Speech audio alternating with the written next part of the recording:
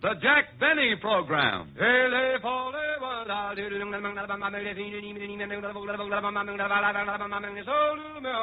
Lucky Strike means fine tobacco, so round, so firm, so fully packed, so free and easy on the draw.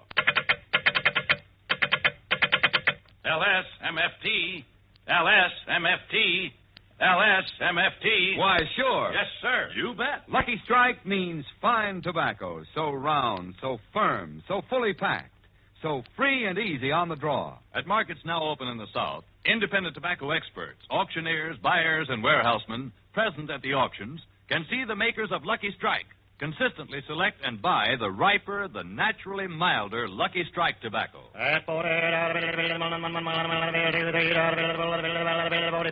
Sold American. Remember, sworn records show that among such men who know tobacco best, it's Lucky's 2-to-1.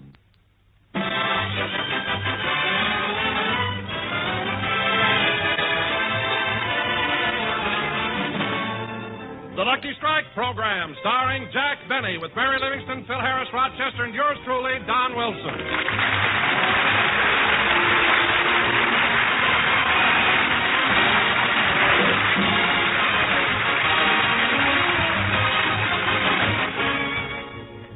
And now, ladies and gentlemen, let's go out to Jack Benny's house in Beverly Hills. Jack has invited the gang over for a late Sunday breakfast, and right now he's in the kitchen getting things started. Now, let's see. I want the gang to have a nice breakfast. I think I'll start them off with some good old California orange juice. No, I think they'd like sliced orange better. Yep, that's what I'll do. I'll slice it.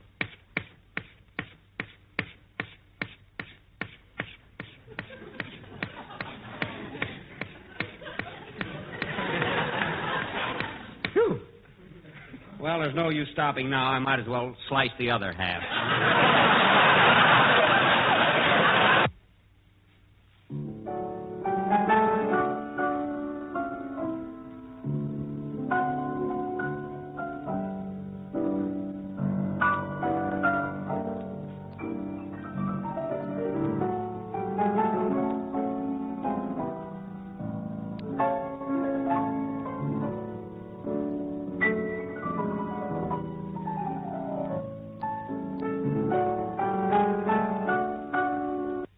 Sister, look in the eye.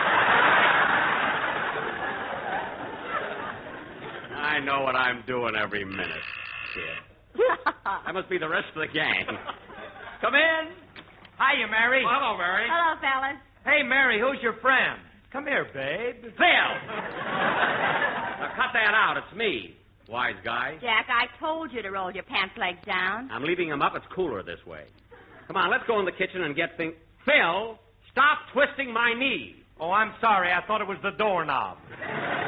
Another remark like that and you won't get any breakfast. Say, Don, you haven't opened your mouth since you got here. Just put the food on the table and stand back. That I know, Don. Do us a favor, will you? Give us the rest of us a 15-minute head start. Please. Don, the food isn't even ready yet. Get up out of that crouching position. Yeah. And, Phil, get the bacon out of the icebox. Okay. You'll find it in the lower... Hey, kids, look at the stuff in this icebox. 3 quarts of cream and 4 pounds of butter. Yes, sir, and I'm not paying for it either. You don't, and the milkman will sue you for the money. Or breach a promise. What? And them doorknobs ain't going to help you with the jury. Oh, fellas, lay off of that stuff, will you? Stop kidding around and help me get breakfast. Do we have to prepare the breakfast, Jack? Where's Rochester? That's what I'd like to know. I let him have Friday night off. Here it is Sunday morning. He isn't back yet. Maybe he ran away and got married. That's what I thought, but I looked in his hope chest, and everything was there. Rochester has a hope chest? Well, it isn't exactly a hope chest. He won it from an undertaker and had no other use for it. Anyway, he couldn't have got married. I didn't give him his availability certificate. Come on, Mary, help me with the food. Look, if you fellas will get out of my way, I'll have breakfast ready in no time. Mary's right, fellas. Come on, let's go in the other room. Hey, Phil, not so fast. That easy chair's mine. So, Jack, while we're waiting, do you mind if I turn on the radio? No, Don. Go ahead. Never in automobile history have used cars brought such high prices. So if you have a car in your garage that's not working, sell that car to me. I will pay you $8,000 for it, sight unseen. Providing, after selling the car, you will let me live in the garage. The phone number is granted 864. Get something else, Don, will you, please? Stop moving the dial so much. Okay. Here.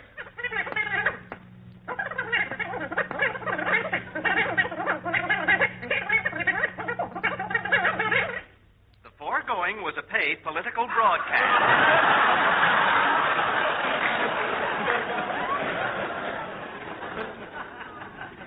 Oh, gosh, my set always does that when something interesting comes on. Get something else, Don. How do you do, ladies and gentlemen? Is your belt buckle tarnished? Do your suspenders give you that over 35 letdown? Is there a deficiency in your diet? If there is, you need bulk in your hulk. So remember, to avoid these annoyances, use sympathy soothing syrup. Sympathy spelled backwards is your Tappamus. Y-H-T-A-P-M-Y-S. Yes, yes, your Tappamus. Yes, yes, your Tappamus. Yes, yes, your Tappamus. Drive your blues away. You know, I gotta try some of that stuff. Remember, folks, sympathy soothing syrup comes in the 10-cent size, the 25-cent family size, the 49-cent economy size, or for $1.98, we will pipe it right to your house.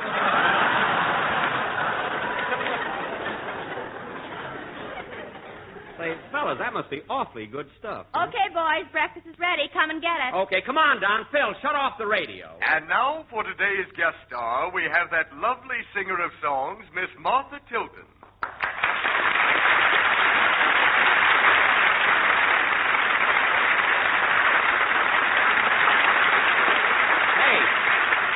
Hey, wait a minute. Don't shut it off, Phil. That's Martha Tilton. She was overseas with me in the South Pacific. Let's listen to her. Martha, before you sing, would you tell us a little something about your overseas trip? What a show we had. Well, as you know, I went over with Larry Adler, Carol Landis, June Bruner, and Jack Benny. Had to put my name last. Oh, well. Is there any particular incident you'd like to tell us about? Well, let's see. Oh, yes. One night, Jack and I and a native guide were making our way through a dark jungle in New Guinea. Oh, my goodness. Jack was carrying the flashlight, and the native guide and I were close behind. Suddenly, Jack snapped the light off. What are you laughing at, Martha? Jack still thinks he kissed me. Well, how do you like that? She must have ducked. And now, ladies and gentlemen, Martha Tilton will sing the trolley song. Imagine her telling a thing like that, huh? Come on, fellas, sit down and have breakfast. With her high-starched collar and my high-top shoes and my hair piled high up on my head, I went to lose a jolly hour on the trolley and lost my heart instead. With his light brown derby and his bright green tie, he was quite the handsomest of men. I started to yen, so I counted to 10, then I counted to 10 again.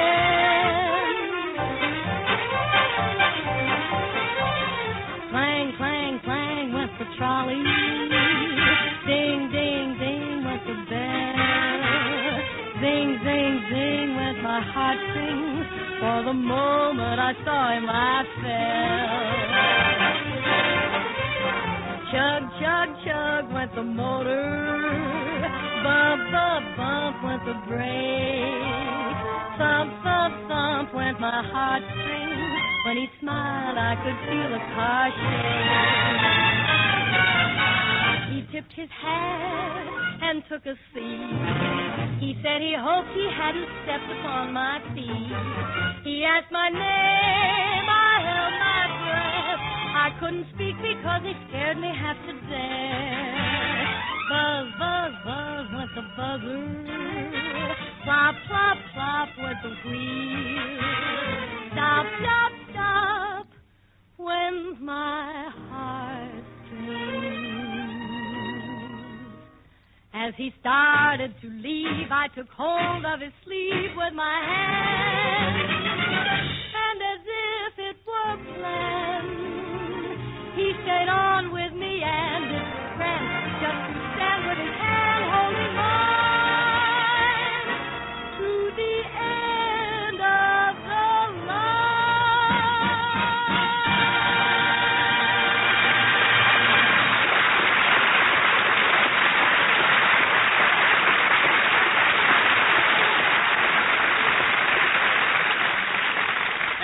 swell?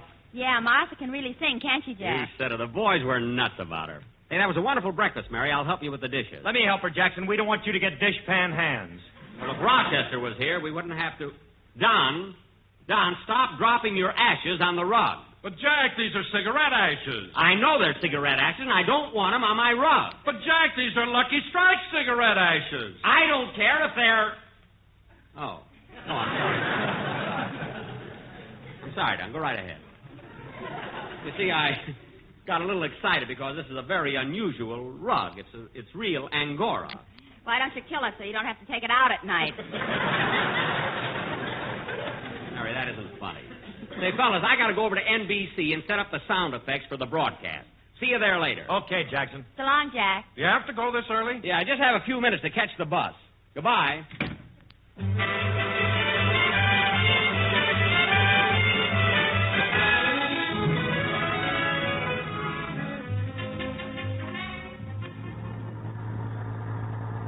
Clang, clang, clang, went the trolley. Buzz, buzz, buzz, went the buzz.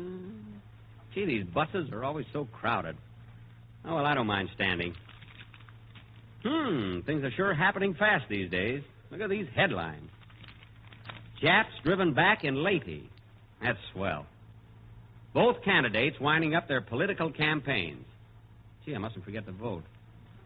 Russians advancing in Germany. They're doing a great job.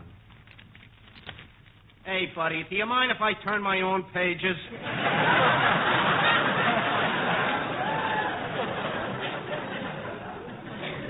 Oh, I'm sorry. I just wanted to find out what happened to Snowflake and Shaky. See, that Shaky is some guy. Before him, there was the Brow and Prune Face and Flat Top. Gosh, I'm tired. I wish I could sit down. Well, here, old man, take my seat.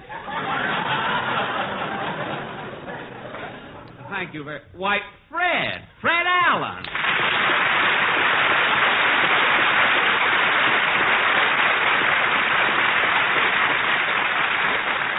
Hello, Jack. Imagine meeting you on a bus. Why, yes, it's such an amazing coincidence. Here I was just thinking about the Brow, Flat Top, and Prune Face, and I run into you.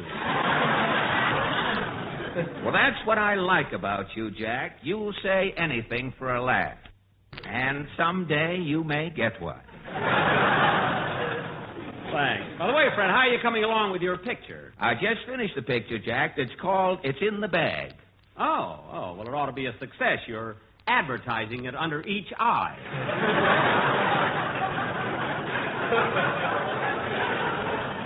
Anyway, good luck on the picture. Well, thanks. You know, Jack, people would sure be surprised to hear you wishing me luck. They think our feud is on the level. Yeah.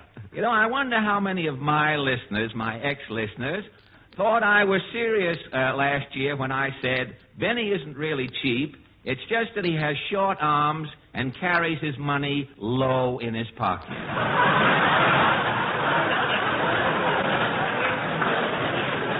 Yeah.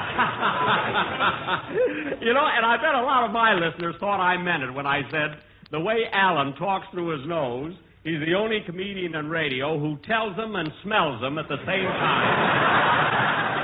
Yes, that was a good one, too. One of the few. And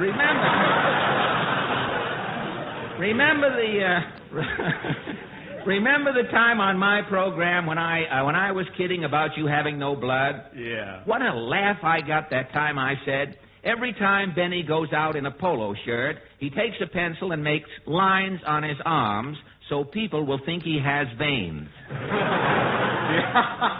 When Mary explained that to me, I nearly died. Remember the time that I said that Alan had so many wrinkles in his face, he looked like a convertible with the top halfway down? I was with Muntz the day that you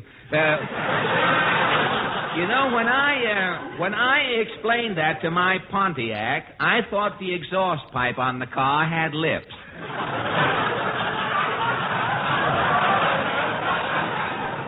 Oh, gosh, what fun we have on the radio. You know, Fred, radio wouldn't be so bad if I could just find a singer. Oh, you haven't found one yet? No, and I'm willing to pay as high as $35 a week.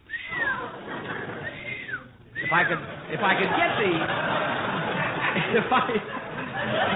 I could just get the kind of singer the public likes. Well, that's just it, Jack. You have to find out what the public wants. Now, you should take a poll, like Dr. Gallup. Ask the man in the street. The man in the street? Well, certainly. Now, Jack, if you'll come with me, I know just the place we can get a cross-section of public opinion. All right, let's go. Great.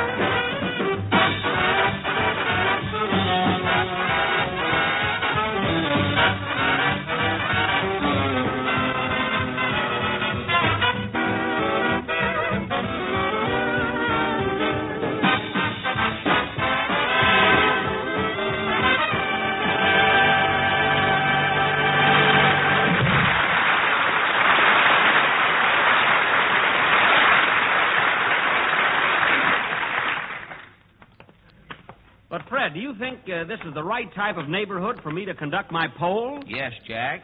Here we are down in Allen's Alley.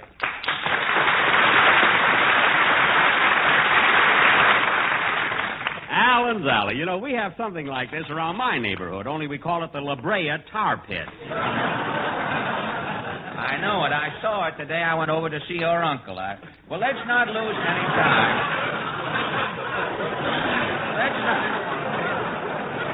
He was playing pitch in the... let's not lose any time, Jack. Here's the first house, the little vine-covered, termite-gnawed shack of John Doe. Yeah?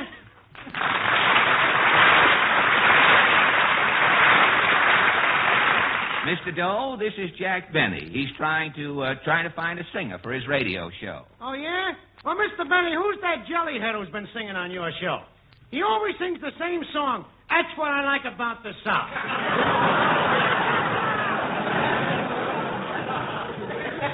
Oh, you mean Mr. Phil Harris. Do you like Phil singing? His voice is flatter than a lunch wagon waffle. Now, look, Mr. Doe. If Harris don't quit singing about the South, he'll start another civil war.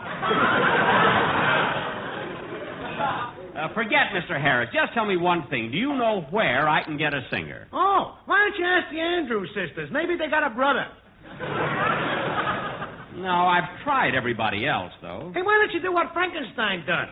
You mean make myself a singing monster? Yeah. You could take Singing Sam's mouth, Rudy Valley's nose, Morton Downey's chest, and Nelson Eddy's body.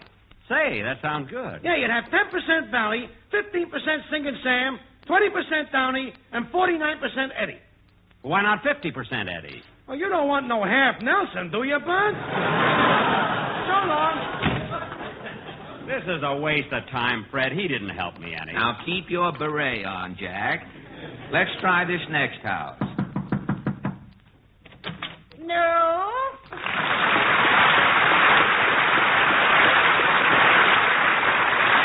Ah, Mrs. Nussbaum. You were expecting maybe Mr. Skeffington.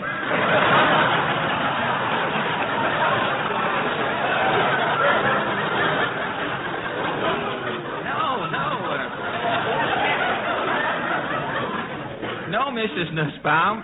This is Jack Benny, the radio comedian. Yes, haven't you ever heard my program on Sunday night? No, on Sunday nights I'm listening to the other group. The other droop? Droop Pearson. Mrs. Nussbaum, Mr. Benny's looking for a singer for his radio program. Who is your favorite singer, Mr. Nussbaum? Only one singer I am enjoying, John Charles Shapiro.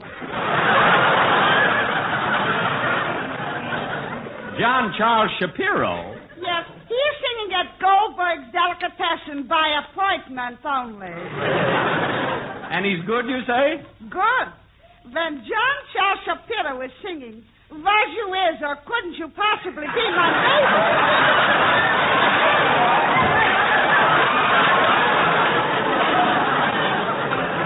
I tell you, when he's singing this aforementioned selection, I am going crazy. No. Why, Shapiro is positively the world's greatest singer. The world's greatest singer. Now, wait a minute, Mrs. Nussbaum. Don't forget Sinatra. What about Frankie? Frankie Schmanky. Shapiro is romantic. Have you ever heard Sinatra? Incessantly I'm hearing Sinatra. When he is singing, I am swooning. Well, if Shapiro is more romantic, how can you swoon at Sinatra? When I am swooning at Sinatra, I am thinking of Shapiro. Thank you.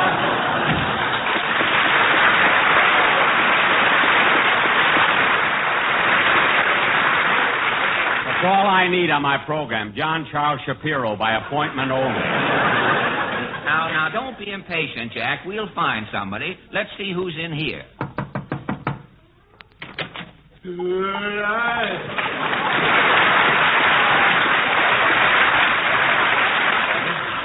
Mr. Benny, this is Socrates Mulligan. Pleased to meet you.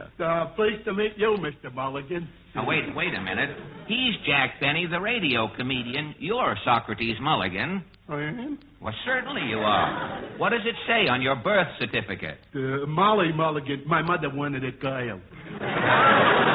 Look, Socrates, Mr. Benny is trying to find a singer for his radio program. Oh, a singer.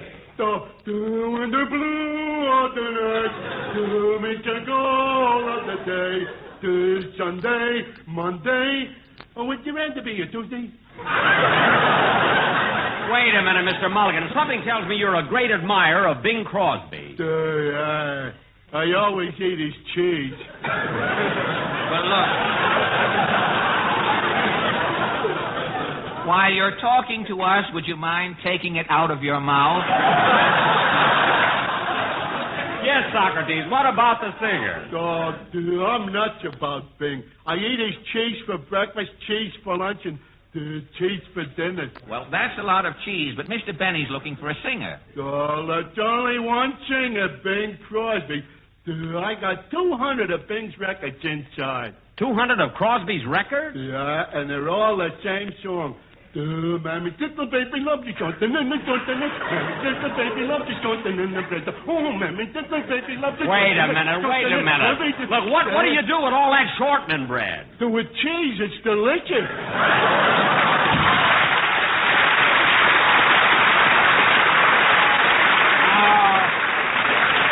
Allen's Alley, this whole thing is hopeless. Well, don't give up now, Jack. Let's see what happens here.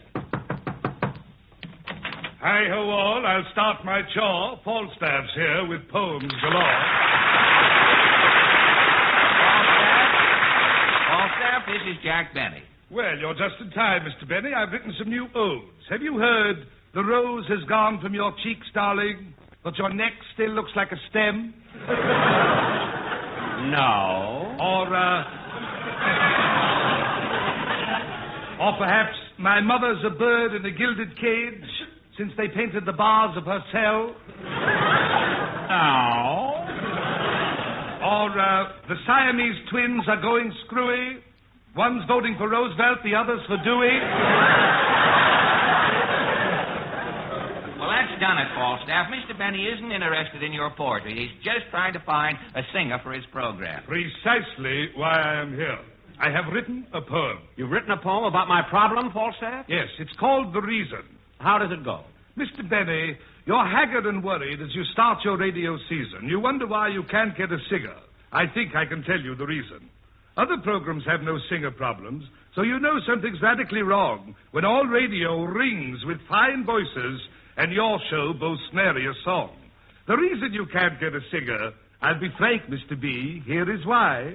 A singer won't work for just LSMFT. You've got to pay MONEY.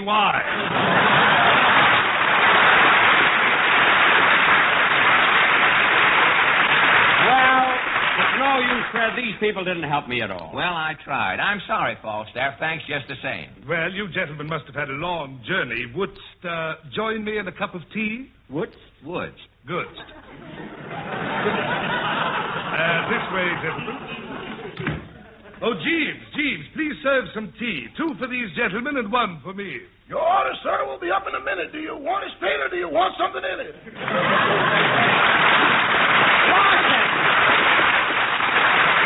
Rochester Van Jones, what are you doing here? Mr. Falstaff gave me a job writing poems. What? Have you heard? Take that handkerchief out of my brother's mouth, officer. He can't go along with a gag. No, I haven't. Besides, I'm not looking for a poet. I'm looking for a singer. A singer? Well, why did you say so? I'll be seeing you in all the old familiar places when you pay me higher wages all year through. Rochester! I'll find you in the morning. Rochester! And when the night is through. Rochester! Now cut that out and come on home right now. Come on, Fred, let's go.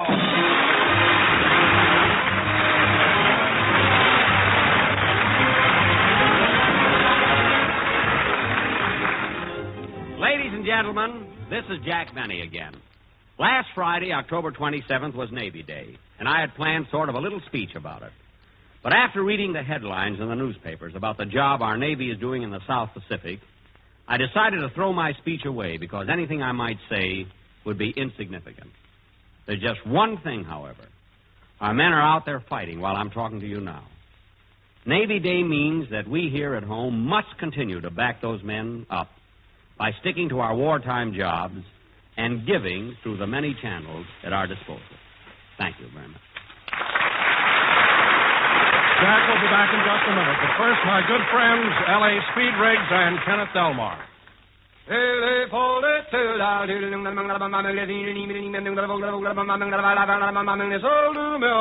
Lucky Strike means fine tobacco. Remember that, ladies and gentlemen. Lucky Strike means fine tobacco. The riper, the naturally milder Lucky Strike tobacco. Yes, Lucky Strike means fine tobacco. So smoke the smoke tobacco experts smoke.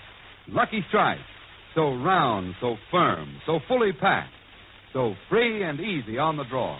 The famous tobacco auctioneers heard on tonight's program are Mr. L.A. Speed Riggs of Goldsboro, North Carolina, and Mr. F.E. Boone of Lexington, Kentucky. At 44, sold American. This is Basil Rysdale speaking for Lucky Strike. LSMFT, LSMFT, LSMFT. A friendly suggestion. For your own real deep-down smoking enjoyment, smoke the smoke tobacco expert smoke. Lucky Strike.